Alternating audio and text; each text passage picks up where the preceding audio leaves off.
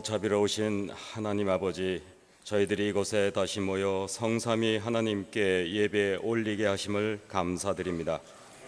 저희가 부족하고 연약하나 오직 여호와를 바라고 나왔사오니 이 시간 저희들의 예배를 받아주시옵고 저희들에게 신령한 은사와 말씀을 내려 주시옵소서. 구주 예수 그리스도의 이름으로 감사드리며 기도드리옵나이다. 아멘.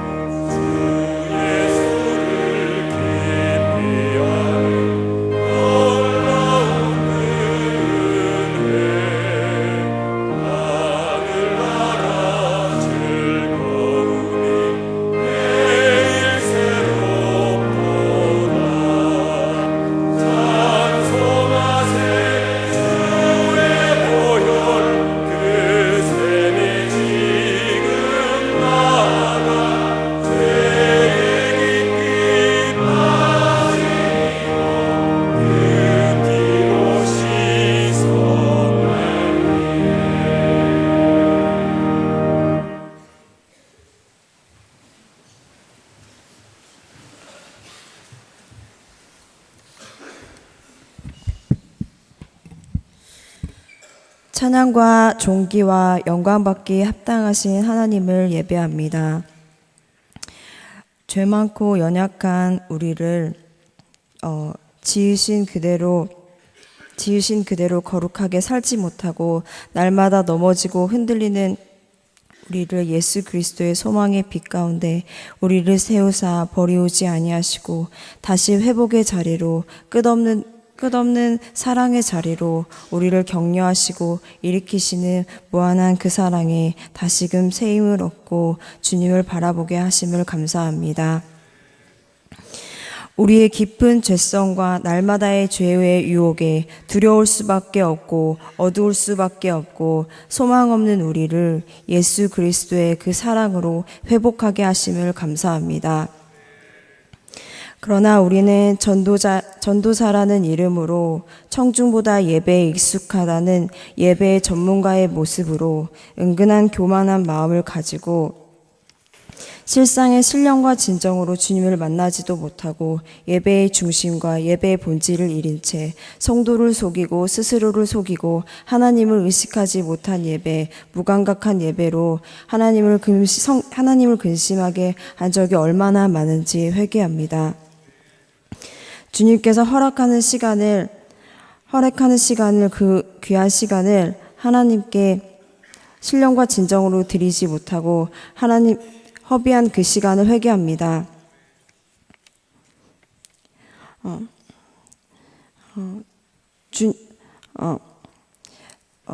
하나님의 말씀으로 하나님의 뜻대로 저 성령의 충만함으로 우리가 미랄이 되게 하여 주시고 정말 주님의 말씀을 모른 채 생명을 잃어가고 있는 그 영혼들에게 충만함으로 미랄이 되어 썩어지게 하여 주시옵소서.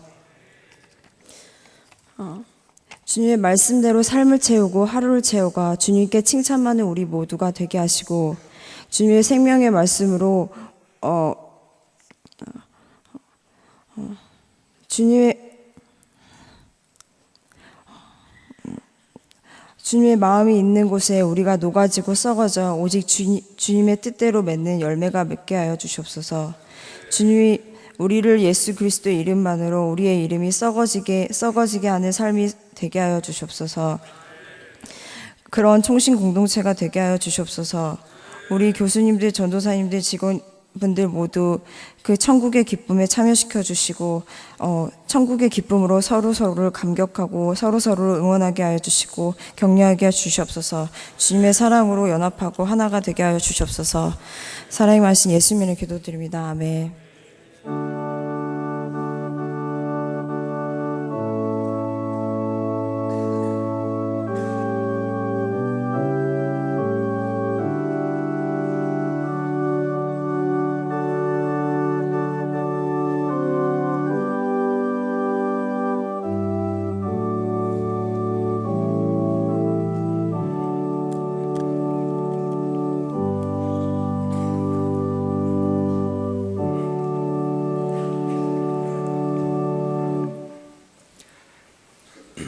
이 시간 내려주시는 하나님의 귀한 말씀 에베소서 5장 22절로 33절입니다. 에베소서 5장 22절로 33절입니다. 아내들이여 자기 남편에게 복종하기를 죽게 하듯 하라. 이는 남편이 아내의 머리됨이 그리스도께서 교회의 머리됨과 같음이니 그가 바로 몸의 구주시니라. 그러므로 교회가 그리스도에게 하듯 아내들도 범사에 자기 남편에게 복종할지니라. 남편들아, 아내 사랑하기를 그리스도께서 교회를 사랑하시고 그 교회를 위하여 자신을 주심같이 하라. 이는 곧 물로 씻어 말씀으로 깨끗하게 하사 거룩하게 하시고 자기 앞에 영광스러운 교회로 세우사 티나 주름 잡힌 것이나 이런 것들이 없이 거룩하고 흠이 없게 하려 하심이라. 이와 같이 남편들도 자기 아내 사랑하기를 자기 자신과 같이 할지니 자기 아내를 사랑하는 자는 자기를 사랑하는 것이라. 누구든지 언제나 자기 육체를 미워하지 않고 오직 양육하여 보호하기를 그리스도께서 교회에게 함과 같이 하나니 우리는 그 몸의 지체임이라. 그러므로 사람이 부모를 떠나 그의 아내와 합하여 그 둘이 한 육체가 될지니 이 비밀이 크도다. 나는 그리스도와 교회에 대하여 말하노라. 그러나 너희도 각각 자기의 아내 사랑하기를 자신같이 하고 아내도 자기 남편을 존경하라. 아멘.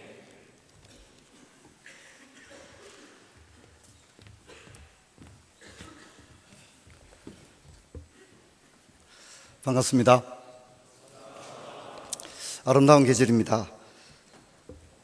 최근 많은 신조어들이 생겨나고 있는데 그 가운데 조론, 지혼, 해혼 이런 말들을 사용하고 있는 것 같습니다. 졸혼이라는 것은 결혼을 졸업한다 이런 뜻인데 최근에 텔레비전에 백일섭 씨가 졸혼을 선언했다고 합니다. 1년 전부터 따로 나와 집을 구해 살고 있는데 이혼을 하지 않고 졸혼했다. 결혼을 졸업했다. 이렇게 말했다고 합니다. 해혼이라고 말하는 사람들도 있습니다. 인도의 상위 계층들이 일정한 나이가 되면 결혼이라고 하는 제도적 장치로부터 아내를 자유할 수 있도록 그렇게 해준다고 하는데 그래서 편하게 사는 거죠. 간디가 해혼을 했다고 합니다. 또 최근에 치혼이라는 말도 있습니다. 취업을 하지 못하는데 뭐 결혼이라도 하자 이렇게 해서 치혼이라는 말을 합니다. 이런 신조어들은 가정이 얼마나 해체되고 있는가, 가정이 얼마나 심각한 상황이 있는가를 보여줍니다. 또 결혼 연령대가 늦춰지고 있고 결혼을 하더라도 자녀를 출산하지 않는 그런 가정들이 생기고 있습니다. 그래서 결혼이라는 것을 굴레와 구속으로 이해하고 또 자본주의적인 그런 사고로 이해를 하고 있습니다. 또 이혼을 정당한 자신의 의사를 행사하는 매우 주체적인 행사이자 시민의 권리로 이해하는 이런 것들은 이제 우리 모두가 계몽주의에 익숙하고 개인주의에 익숙하고 또 자본주의의 이런 식재료들을 막 섞은 그런 비빔밥과 같은 그런 오늘 우리들의 모습이다 생각됩니다. 창조주가 설계하고 디자인한 가정이 부부라는 가정이라는 그분의 신묘막적한 신비의 공동체가 위기에 처해 있음이 분명해 보입니다. 여기 앉아 계시는 많은 학우들 가운데도 분명히 개혁신학을 하고 있지만 또 연애, 결혼, 가정에 대해서는 계몽주의적 사고 안에 머물러 있을 가능성이 굉장히 많습니다. 제가 가분하게 학생들을 가르치는 그런 일을 하고 있는데 학생들이 종종 이런 질문을 합니다. 목사님, 제가 결혼을 앞두고 있는데 사모를 놓고 구체적으로 기도하고 있습니다. 목사님, 어떤 사모를 고르면 좋겠습니까? 이렇게 얘기를 합니다. 근데 이 신학생의 말에는 벌써 계몽주의의 이런 것들이 묻어나고 있습니다. 고른다는 말은 예정교리를 믿는 신학생에게는 적당하지 않습니다. 그것이 형제이든 자매든 그렇게 고를 수 있는 게 아니거든요. 또 더군다나 사모라는 직업은 없습니다. 또 사모라는 직업은 교회론적으로 볼 때 굉장히 직분론에서 매우 잘못된 용어입니다. 또 뿐만 아니라 사모를 놓고 구체적으로 기도한다는 것, 예를 들어서 이런 사모를 내게 허락하소서 하는데 이것은 인간의 탐욕의 사물입니다. 저는 그렇게 기도하는 것보다 형제들이 머리를 한 번 더 감는 게 낫다고 생각합니다. 매일매일 머리를 감았더니 자매가 생겼어요. 뭐 이렇게 얘기할 수 있습니다. 저는 그 전도사님에게 이렇게 충고를 해주었습니다. 전사님은 사모와 결혼하는 게 아니라는 걸 아셔야 합니다. 우리 모두는 사랑하는 자매와 결혼을 하는 것이지 사모감을 찾는 것도 아니고 사모와 결혼하는 것이 아니다. 모든 사람은 거기서 사역자일지라도 사랑하는 여인, 자신의 동반자, 아내와 결혼하는 것이다.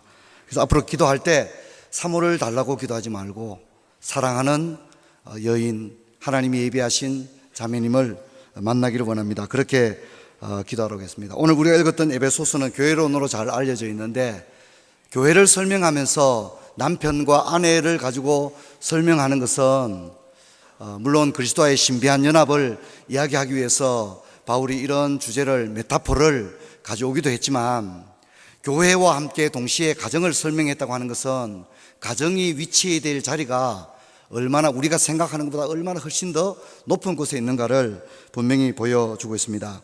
22절부터 24절까지는 아내에 대하여, 그리고 25절부터 28절까지는 남편에 대하여, 그리고 31절부터 33절은 결혼에 대해서 말해주고 있습니다.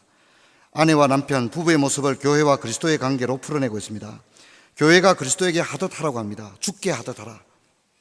또 남편에게는 그리스도가 교회를 사랑했던 것처럼 하라고 합니다. 우리가 이런 사랑을 아가페 사랑이다 그렇게 얘기합니다. 신의 사랑이요 천상의 사랑입니다. 우리가 어떻게 이런 사랑을 할 수 있습니까? 저는 불가능하다고 생각합니다. 우리 모두는 비틀려 있습니다. 섬기고 사랑하고 타자를 주님처럼 대하라는 말은 너무 익숙하기 때문에 우리에게 부담감을 주지 않고 지나가지만 이 말을 내 자신이 적용하려고 할 때는 정말 너무 큰 산으로 다가옵니다. 또 누가 피 흘리기까지 사랑할 수 있는 사람이 어디에 있겠습니까? 자신의 권리가 조금이라도 침해를 당한다면 그냥 참지 못하는 현대인들의 메마른 정서에 타자를 위해서 피를 흘리는 사랑을 하라고 하는 이 에베소서의 권면을 우리가 어떻게 쉽게 받아들이겠습니까? 저는 이 에베소서 4장을 보면서 어떤 원형, 창조 당시에 하나님께서 남자와 여자를 만드시고 보시기에 심히 좋았다고 하시던 그 창조주 하나님, 그래서 그 자리, 그 모습, 그 상태를 염두에 주신 것이 아닌가 생각됩니다. 여러분, 에베소서의 수신자들은 적어도 거듭난 그리스도인들입니다. 허물과 죄로 죽었지만 성령의 조명을 통하여 복음을 믿고 고백한 신자들입니다.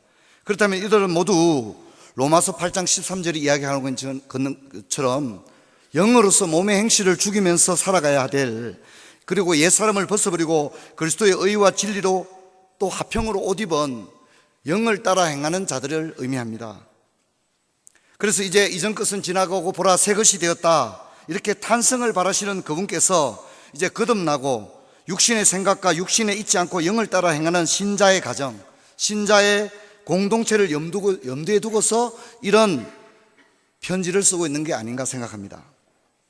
저는 우리 종교가 다른 종교와의 많은 차이점이 있지만 또 다른 종교가 도저히 우리 종교에 흉내를 내거나 범접할 수 없는 하나의 분야가 있다면 저는 가정이어야 한다고 생각합니다.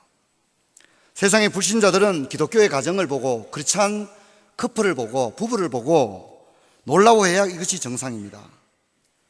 적어도 오늘 우리가 읽는 성경은 우리의 가정과 부부를 그런 수준으로 세워나갈 것을 요구하고 있습니다. 하지만 오늘 기독교의 가정에서의 한국 기독교에서의 그 가정, 부부 또 남편과 아내는 이 에베소 4장의 자리에 도달하지 못하고 있습니다. 우리는 예수의 제자임에도 불구하고 가정에 돌아오면 공자의 제자가 됩니다. 그래서 성경이 말하지 않는 근의로 남편은 아내를 바라봅니다. 남자는 여자의 머리가 된다고 말합니다. 여러분, 머리가 된다는 것은 피를 흘리는 것을 전제하고 있습니다. 그리스도께서도 교회의 머리가 되시는데 투표를 통해서 머리가 되신 것이 아니라 그분은 피를 흘리셨기 때문에 진정한 교회의 머리가 되셨습니다. 우리가 교회 공동체 안에서 남편이 여자의 머리가 된다는 것은 그 여인을 위해서 피를 흘리는 그런 수준의 지고지순한 천상의 사랑, 물론 그런 사랑은 거의 우리 생애 가운데 일어나기 어렵죠. 우리의 도덕성, 우리 인생의 본성으로는 그런 수준의 사랑을 할 수 없습니다. 그런데 그런 사랑을 만약 할 수 있다면, 단 한 번 정말 성령의 은혜로 그런 사랑을 쏟아볼 수 있다면 여러분, 그것을 너의 아내에게 하라고 성경은 권면하고 있습니다. 저는 이것이 너무너무 아름다운 말씀이라고 생각합니다.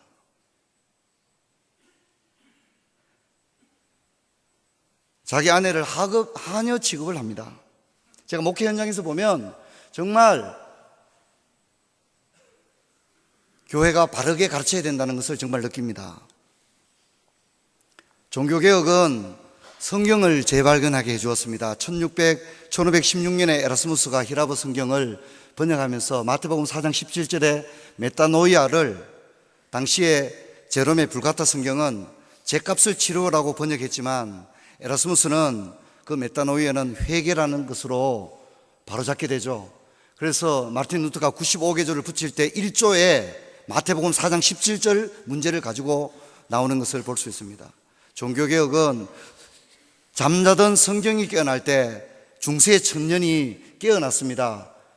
종교개혁자들이 불같은 환상이나 음성을 듣고 종교개혁에 도달한 것이 아니라 성경의 참 의미를 발견하는 순간 천년의 잠이 깨어난 줄 믿습니다.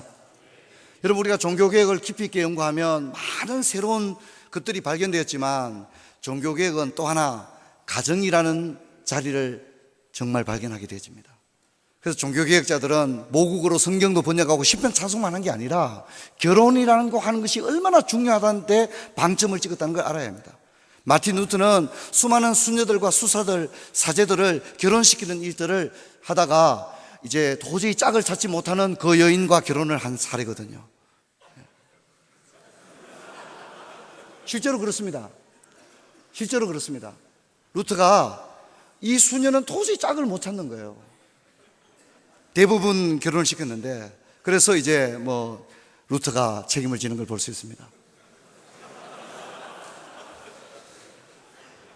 깔뱅이 제네바에서 사역을 할 때 많은 법령을 만들었지만 1542년에 결혼 예법을 만듭니다.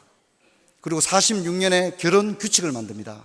이것이 41년 교회 법령과 61년 최종 법령에 도입되어 있는데, 교회 법령의 전체 볼륨을 본다면 결혼 예법이 3분의 1을 차지합니다.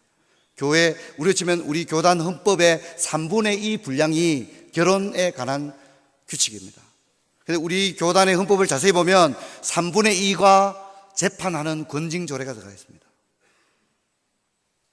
뿐만 아니라 깔병은 150건의 결혼과 이혼, 또 재혼, 성폭행을 당한 처녀들에 관한 문제, 매 맞고 폭력을 당하는 아내들이 변호되는 방법, 이런 것들에 관한 무려 150개의 가정과 관련된 법안을 제네바 시의회에 법안을 입법하는 것을 볼 수 있습니다. 여러분, 가정의 자리가 얼마나 중요하다는 사실을 우리가 알아야 합니다. 제가 목회 현장에서 보면 교회에서 굉장히 신실해 보이는 그런 분들도 자기 아내를 함부로 대합니다. 저는 제자 훈련을 하게 되면 반드시 서약을 합니다. 형제반 할 때는 존대할 것, 자기 아내에 대해서 존대할 것, 존대할 수 없는 분은 제자반 입학을 시키지 않습니다.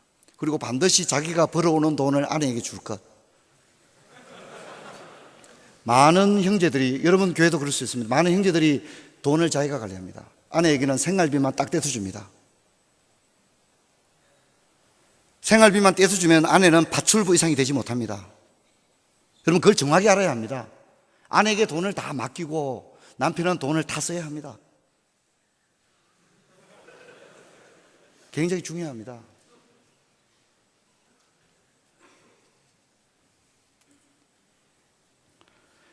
아내 또한 남편의 리더십을 인정하고 남편을 바라볼 때 창조 당시 하나님께서 아담이 독처하는 장면을 보시고 안타까워하시던 그 마음, 그래서 돋는 배필로 자신을 주셨다는 그분의 생각, 그분의 의도를 생각해야 됩니다. 그것은 아내가 남편 대신 못을 박아주라든지 남편의 와이셔츠를 달아주라든지 아침밥을 지어주라는 의미가 저는 돕는 배필이라고 한 번도 생각해 본 적이 없습니다. 여러분, 그건 잘못된 생각입니다. 신자에게 어머니와 같은 교회가 필요한 것처럼 한 남성에게는 한 여성의 도움이 반드시 필요합니다. 이것은 부정할 수 없습니다. 창조주의 시각으로 봤을 때 창세기에 등장하는 최초의 불만족이 아담의 독처하는 것이 하나님 보기에 좋지 못한 것이 최초의 불만족입니다. 그래서 남편을 지지해주고 위로해주고 사랑해주고 인정해주는 것이 필요합니다. 더군다나 신자가 교회와 그리스도와 연합을 이룬 것처럼 남편과 아내는 둘이 부모를 떠나 합하여 한 몸이 되는 것인데, 바울은 이것이 이 비밀이 크도다 그렇게 말합니다. 결혼을 앞두고 있는 미혼 신학도 여러분, 그리고 이미 가정을 이루신 신학도 여러분, 결혼은 마키아벨리나 사마천의 머리에서 나온 기가 막힌 정책이 아닙니다. 이 세상을 창조하실 뿐만 아니라 이 세상에서 가장 순결하고 거룩하신 분의 머릿속에서 나온 하나의 계획입니다. 그리고 온 우주와 만물이 창조될 때 여자와 남자를 만드셨고 최고의 찬사가 주어졌습니다. 그러므로 결혼은 인간의 작품이 아니며 인간이 고안해낸 사회적 제도가 아닙니다. 그리고 가정은 천상의 사랑이 실현되는 장소입니다. 남편과 아내의 정당한 관계와 창조주의 창조 행위를 통해서 다음 세대를 이을 자녀가 태어나는 것입니다.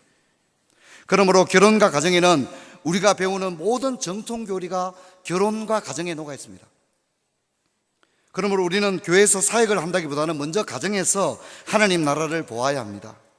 가정에서 먼저 사역의 팀 사역을 이루고 성경적 의미의 리더십을 배워야 됩니다.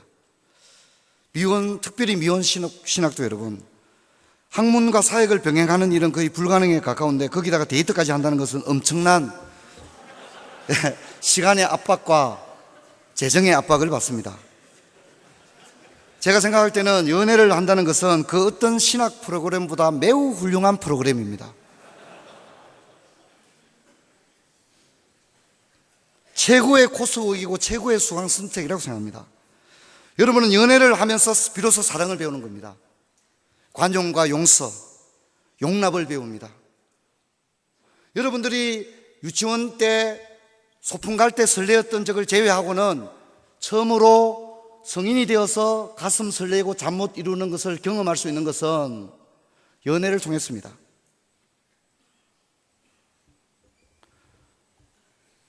연애를 통해서 하나님을 배워갑니다. 왜냐하면 하나님은 사랑이기 때문입니다. 물론 우리가 처음부터 신의 사랑을 이해하거나 배울 수는 없지만 연애를 통해서 가장 순수한 사랑, 인간이 할 수 있는 가장 순수한 사랑을 경험합니다. 그래서 연애를 하면서 아파해 봅니다. 한 사람을 생각하면서 잠 못 이뤄보는 것입니다. 아무 조건 없는 사랑도 해봅니다. 그리고 세상의 모든 것을 다 주고 싶은 겁니다. 정말 하늘의 별을 따다가 머리핀을 해주고 싶은 겁니다. 머리핀을 딱 만들어주고 싶은 거예요. 그래서 예전 어른들은 결혼을 해서 아이를 낳아야 어른이 된다라고 말한 것은 의미가 있는 겁니다. 여러분, 연애는 낭비가 아닙니다. 연애는 남을 배려하고 남을 위해 희생하는 걸 배우는 겁니다. 그래서 종종 잘못된 연애관을 가진 분들이 있습니다. 상대방의 조건을 보고서 선택하는 것은 타락후 예정선을 신봉하는 사람들입니다. 그러면 안 됩니다.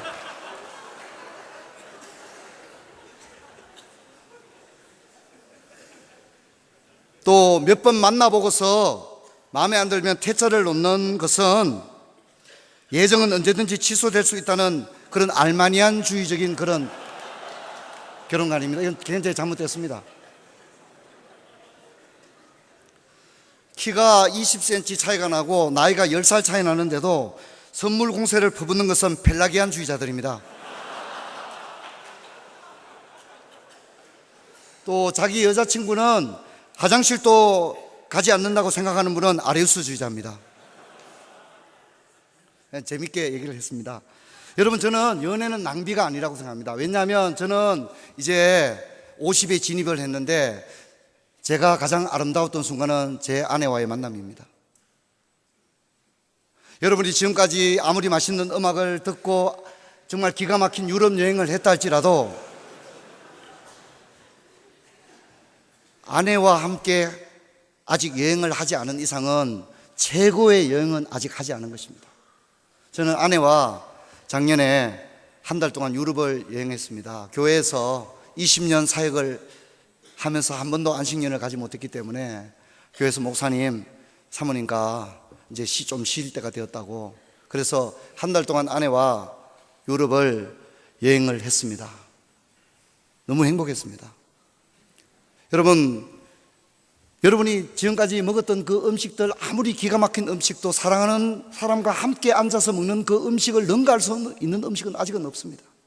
두 사람이 함께 먹는 음식은 가장 맛있고 아름다운 그런 음식입니다. 그리고 함께 부르는 노래는 지금까지 도저히 느끼지 못했던 그런 음악을 느끼는 것입니다.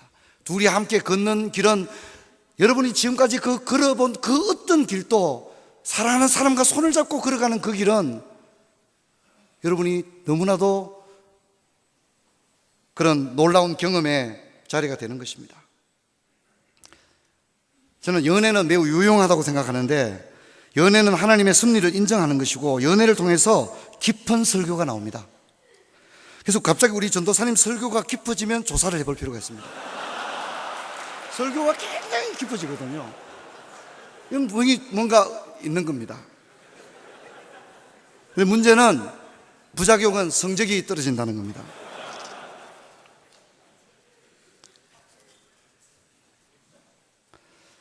여러분, 저는 신대원 1학년 때 결혼했습니다.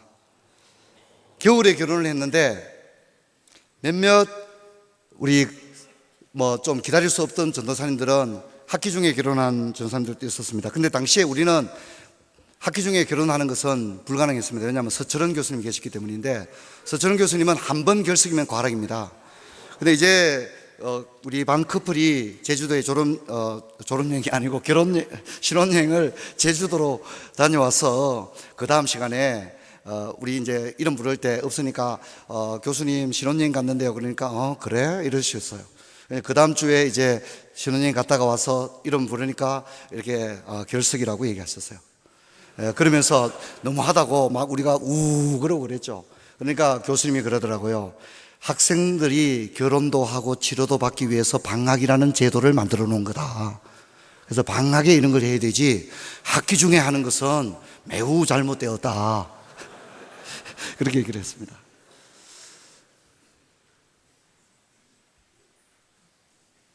신대원 1학년 때 교회를 개척하고 결혼을 하고 신대원 3학년 때 교회를 개척했습니다.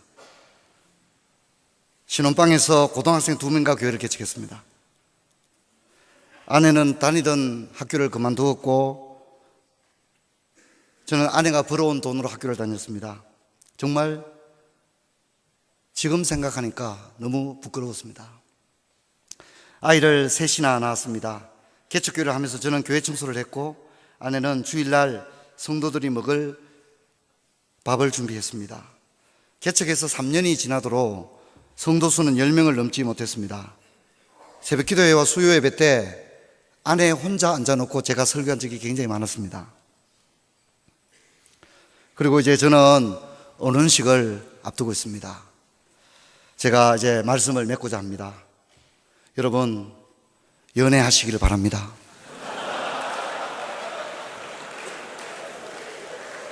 연애하는 것은 매우 중요한 일입니다. 하나님의 사역입니다. 그리고 주위에서 연애하거든 정말 기도해주고 격려해주고 응원해주고 또 옷도 좀 빌려주고 데이트 자금도 좀 주고 정말 그렇게 해야 됩니다. 저는 교회 안에서 사귀는 커플들을 저희 내외와 불러서 함께 식사도 하고 그렇게 합니다. 진정 축복해 줍니다. 그리고 결혼하고 난 커플들은 한 달 동안, 1년 동안 교회 사역을 못하게 합니다. 반주자도 반주를 못하게 합니다. 찬양대원도 찬양대를 못쓰게 합니다. 결혼한 1년 동안은 단 둘만의 시간을 보내도록 제가 특별히 지도를 합니다. 왜냐하면 그 기회는 다시 돌아오지 않기 때문입니다. 그 감정도 돈으로 살 수 없기 때문입니다. 그래서 평생을 교회를 섬길 건데 꼭 반주해야 될 이유도 없습니다. 단 둘만의 시간을 보내야 됩니다. 아이가 생겨나게 되면 둘만에 보낼 수 있는 시간들은 제한을 받게 되고 또 육아에 지치고 결혼이 주는 창조주의 아름다운 사랑들, 기회들을 많이 잃어버리기 때문에 그렇게 합니다. 결혼하는 신혼부부에게 3주간 주례자가 교육을 시킵니다. 그러면서 제가 반드시 하는 것은 적어도 형편이 어떤지는 모르지만 적어도 6개월 정도는 두 사람이 번 돈을 두 사람을 위해서 다 쓰라고 얘기합니다. 평생을 저축하고 적금 넣으면서 그렇게 아둥바둥 살 텐데 아이가 생겨나면 더더욱 그렇거든요.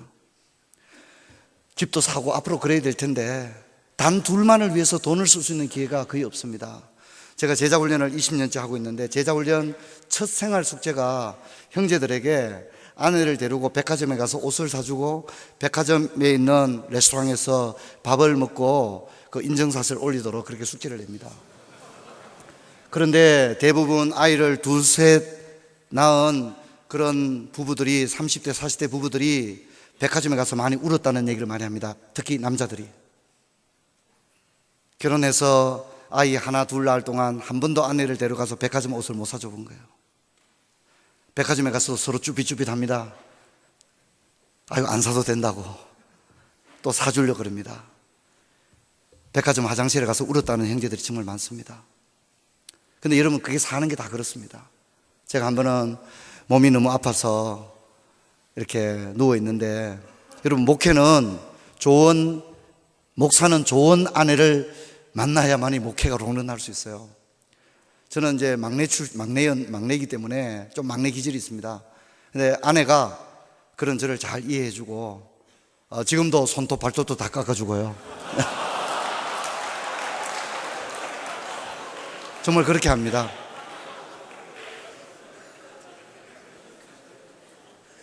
목사가 어디 가서 그렇게 하겠습니까? 근데 한 번은 제가 몸이 너무 아파서 고열로 밤새도록 잠을 이루지 못했습니다. 근데 아내가 차가운 물수건으로 계속 열을 낮춰주고 새벽기도 가야 되니까 목사가 설교해야 되니까 열을 낮춰주다가 제가 이제 새벽 한 3시쯤에 깼어요. 이제 열도 좀 내리고 깼는데 보니까 아내가 계속 물수건으로 제 이마와 손과 이렇게 열을 내리려고 그렇게 하다가 아내가 곤히 잠에 골아떨어진 걸 봤는데 아내 내복이 이렇게 헤어져 있는 걸 봤어요. 자기 자신을 위해서는 그렇게 옷도 제대로 사지 않고 그랬던 거죠. 여러분 우리가 살아보면 실제로 뜻대로 잘 되지 않습니다. 사랑하고 그래서 결혼했지만 행복하게 해주고 싶지만 현실이라고 하는 것이 우리를 좀 그렇게 하지 못합니다. 그래서 결혼해서 한 3개월만이라도 정말 백화점에 가서 옷도 좀 사고 좀 갤러리에 가서 그림도 좀 보고 뮤지컬도 좀 감상하고 맛있는 음식도 먹고 둘이 함께 있더니서 가서 이렇게 운동도 좀 같이 트레이닝복 사서 같이 하고 좀 그렇게 좀 하라고 꼭 합니다. 그리고 교회에서는 직분을 저희는 아주 공개적으로 결혼하면 1년 동안은 직분을 못 맡도록 합니다. 단둘만의 시간을 보내고 여행도 하고 그렇게 예배도 주일 예배만 딱 나오게 합니다. 저는 그게 맞다고 생각합니다. 여러분, 여러분이 생애에서 할 수 있는 최고의 선택은 연애하셔서 좋은 배우자를 만나는 겁니다. 그래서 공부 때문에 연애를 졸업 이후로 미루겠다는 분은 매우 어리석다고 생각합니다. 예. 좋은 짝이 생기거든 연애를 하십시오. 데이트도 하나님의 사역이고 창조 섭리를 인정하는 것이고, 그리고 여러분 그 만남을 통해서 여러분의 신학함은 더 성숙한 그런 이해를 가지게 될 겁니다. 저는 데이트를 안 해본 사람은 교회론을 이해할 수 없다고 생각합니다. 아무쪼록 바쁜 기간들 가운데서도 사역과 학문 이런 것들 병행하기 위해서 많이 힘들고 어렵겠지만 아름다운 사랑도 여러분들이 꼭 하시기를 바라겠고, 저는 신대원을 다니는 중에 연애하고 결혼했고, 신대원 다니는 중에 아이도 낳았고, 신대원 3학년 때 교회를 개척했기 때문에 이 기간 동안에 제 생애 여정에 많은 일들이 이 3년 안에 일어났었습니다. 하지만 그런 것들은 물론 저에게 조금 부담이 되고 힘든 일이었지만 저의 신학적 사유함을 훨씬 더 성숙시켰고, 또 제 사역과 제 기도, 경건이 피상적인 것이 아니라 좀 더 현실에 뿌리 박은 그런 경건으로 나갈 수 있는 자리를 주지 않았나 이렇게 생각되어집니다. 아무쪼록 여러분에게 하나님의 큰 은혜가 있기를 바랍니다. 제가 한번 기도하겠습니다. 하나님 감사합니다. 우리 귀한 학우들 이렇게 하나님의 거룩한 학문을 연구하고 공부하고 또 사역까지 병행한다고 몸도 마음도 많이 지쳐 있겠지만 하나님께서 은혜 주셔서 이들이 때가 되어 좋은 배우자를 만나게 하시고 또 가정도 이루게 하시고 또 창조주께서 우리에게 허락하신 아름다운 사랑 또 아름다운 가정 이루어 나가는 복된 은혜들이 있게 하여 주옵소서. 특별히 가정을 이룬 상태에서 또 신학을 하는 우리 학우들에게는 더 큰 은혜를 주셔서 가정에도 부족함이 없도록 필요한 모든 것들로 채워 주시옵소서. 주 예수 그리스도 이름으로 기도하옵나이다. 아멘.